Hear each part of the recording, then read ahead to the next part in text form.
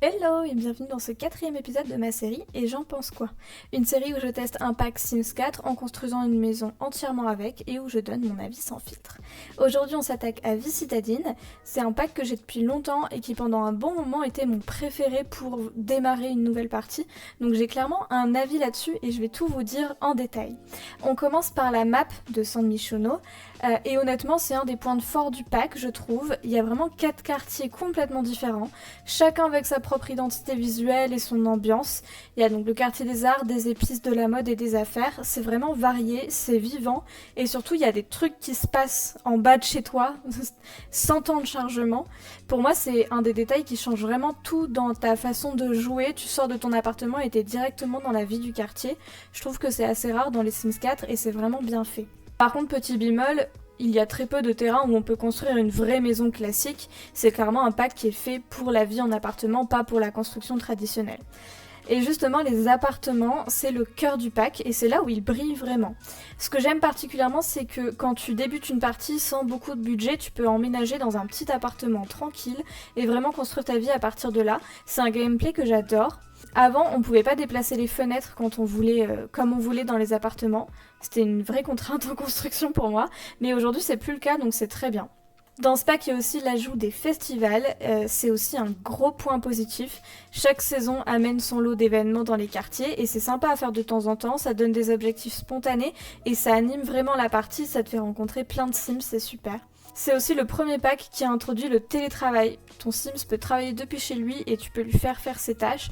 À l'époque, c'était une vraie nouveauté. Aujourd'hui, il y en a d'autres de métiers comme ça, mais c'est vraiment un ajout qui a enrichi le gameplay sur certains aspects, je trouve.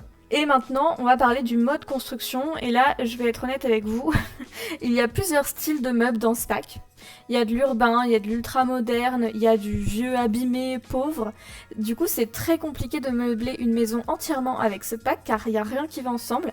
Vous allez donc voir que j'ai galéré dans cette vidéo. C'est vraiment pas ouf, mais j'ai volontairement utilisé le moins de contenu jeu de base possible pour que vous puissiez vous rendre compte de vraiment ce qu'il y a dans ce pack. Et j'ai l'impression qu'à la fin, il n'y a vraiment pas grand chose qui va ensemble. Ce qui fonctionne vraiment bien par contre, c'est tout ce qui est éléments architecturaux, urbains, les briques, les grandes fenêtres, les structures métalliques. Pour faire vraiment un moderne urbain crédible, c'est excellent.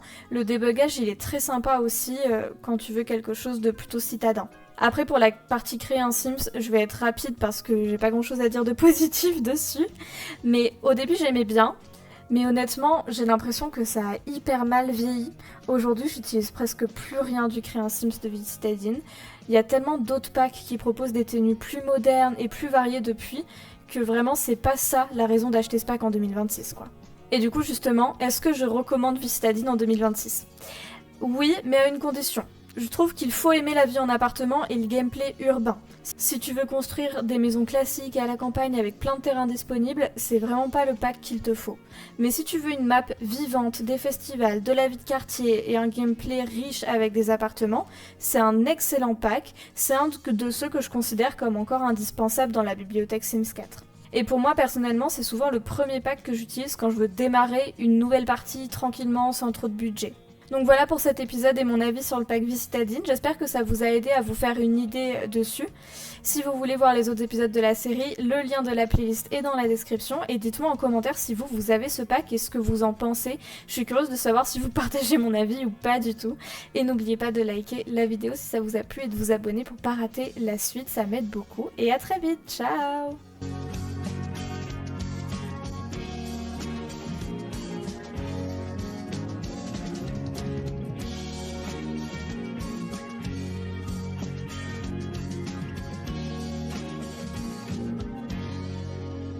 ひなげしみなとさんから歌い水ひなこさんへのメッセージです。そこは1年前ですね。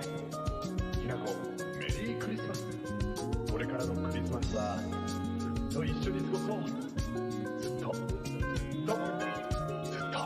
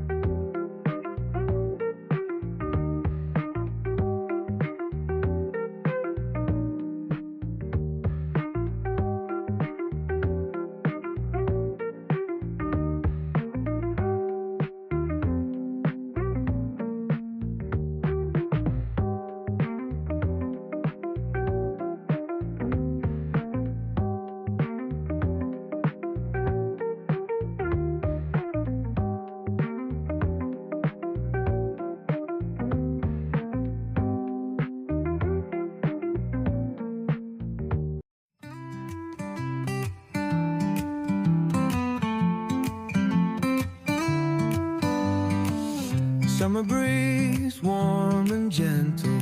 Sunshine fills the sky. Memories of the season in my heart, they never die. Summer days so carefree. Laughter echoes in the air. The joy of the moment is something we all share.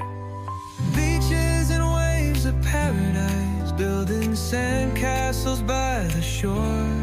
But I saw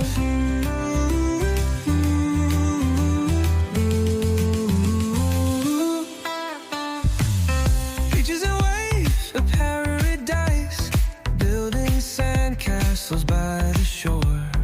Listen.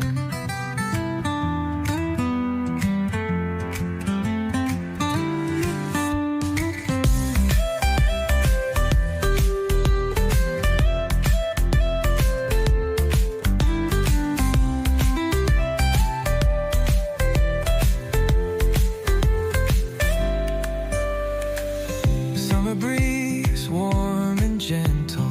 Sunshine fills the sky. Memories of the season in my heart, they never die. Summer days so carefree. Laughter echoes in the air. The joy of the moment is something we all share.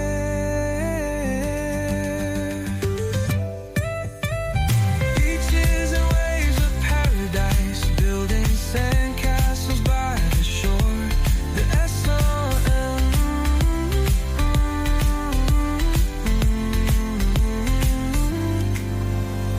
Beaches and waves of paradise, building sand castles by the shore. The S-O-M.